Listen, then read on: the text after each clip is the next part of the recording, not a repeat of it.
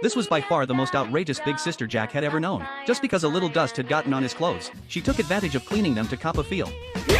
ゴシアサヒ本当にいいお尻をしているな興奮を禁じ得ないさ What was even worse was that she insisted on examining his body. Since Jack had just finished a battle, she was worried that he might have been injured. But her concern was completely unnecessary, because Jack hadn't fought at all. The moment he saw the goblins, he turned around and ran for his life. In the end, it was his sister who stepped in and handled everything. Still, having such a powerful sister made Jack happy. After all, just following behind her was enough for him to gain some experience points. But because Jack's attacks dealt so little damage, the experience he earned was minimal as well. Even though Jack was already satisfied with that, his sister wanted to make him even happier. She actually planned to capture a dragon, pin it down, and let Jack farm experience points to his heart's content. But Jack thought that would be far too cruel. Fortunately, his sister quickly came up with another idea. She would simply stand still and let Jack attack her. After all, she had plenty of experience to spare. However, Jack couldn't bring himself to hurt his sister, and having just reached level 10, he still had a new skill to learn. After looking through his status panel, Jack found a skill that suited him perfectly. Suddenly, he broke free from his sister's grasp. The skill he had learned was teleportation. With this ability,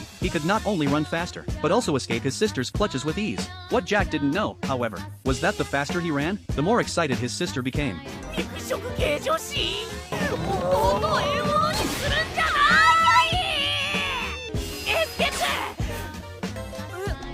MPA 1回だけで In the end, Jack was simply too weak to escape from his sister's grasp. Determined to become stronger, he headed to the Adventurers Guild alone. Since he had always traveled with his sisters, he had completely forgotten that adventurers usually formed parties to complete quests. The thought filled him with anticipation. He imagined that after joining a team, he might even have some romantic encounters. But while he was daydreaming, he noticed a drunkard being bullied by several men. Jack had no intention of getting involved, but as their actions became increasingly excessive, he finally couldn't stand by any longer. However, the moment the three men turned their attention toward him, the drunkard knocked them all out with a single counterattack. Looking closer, Jack realized that the drunkard was none other than William, the strongest dragon-class adventurer. The reason he had fallen into such a miserable state was because during the campaign against the Demon King, his entire party had been instantly defeated by Jack's second older sister. Ever since then, William had completely lost confidence in himself. Seeing this, Jack hurried to comfort him. After all, William still had a team that many adventurers would envy. But William revealed a harsh truth to Jack. His party wasn't nearly as wonderful as Jack imagined. The mage of the group was a hopeless alcoholic who spent every day drinking in taverns. Meanwhile, their elven archer was an older woman over 100 years old, who constantly lectured William. He had grown utterly sick of it. As for their tank, he suffered from severe social anxiety. He was so shy